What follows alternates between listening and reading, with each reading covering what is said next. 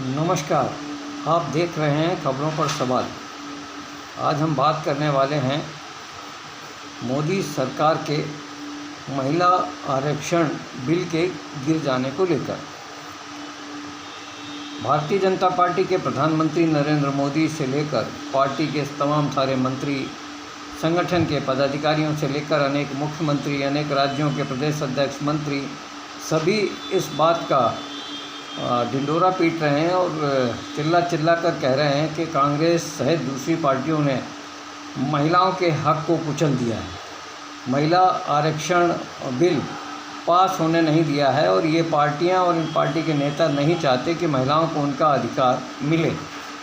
यदि महिला आरक्षण बिल मोदी सरकार ने अभी पास करने की कोशिश की, जो गिर गया, पास नहीं हो सका, जिसकी घोषणा खुद ओम बिरला स्पीकर ने लोकसभा में की, यदि ये बिल अभी पेश किया गया है तो 2023 में कौन सा महिला आरक्षण बिल नरेंद्र मोदी की सरकार ने पास किया था।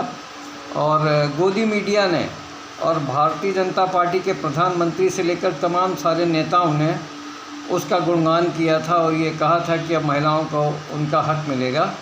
और उसके बाद अनेक राज्यों के मुख्यमंत्रियों ने 33% आरक्षण महिलाओं को नगर पालिका, पंचायत सहित तमाम सारे चुनावों में देने की बात कही थी।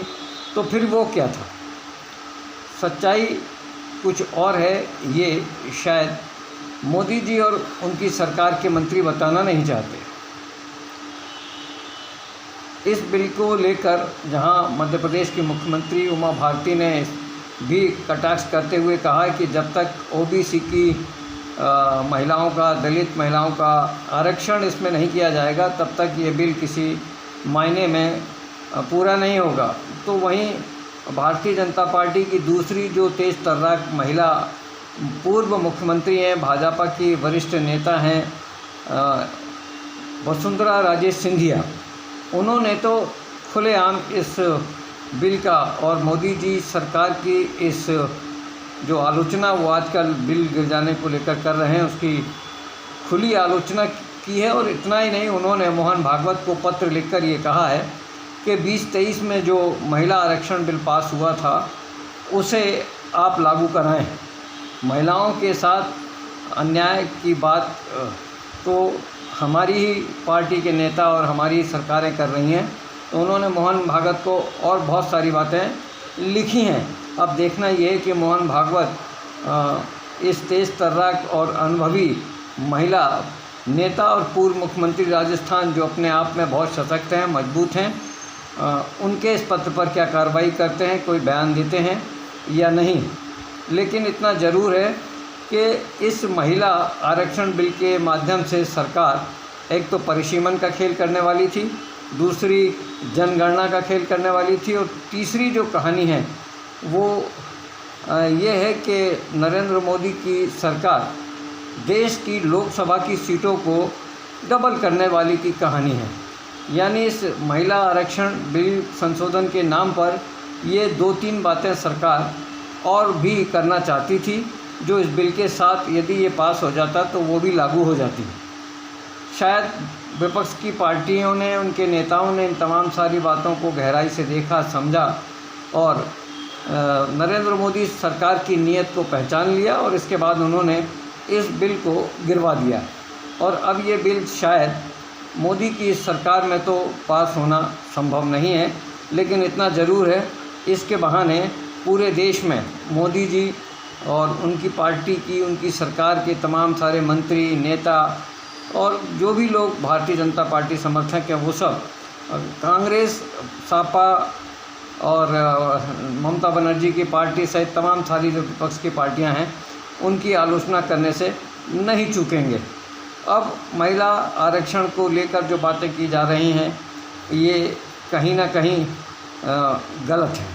महिला आरक्षण जब पास हो गया है तो उसे लागू करने में सरकार को क्या परेशानी है? सरकार को पूरी तरह से उस आरक्षण को लागू करना चाहिए और अपनी बात जनता के सामने और महिलाओं के सामने स्पष्ट कर देना चाहिए।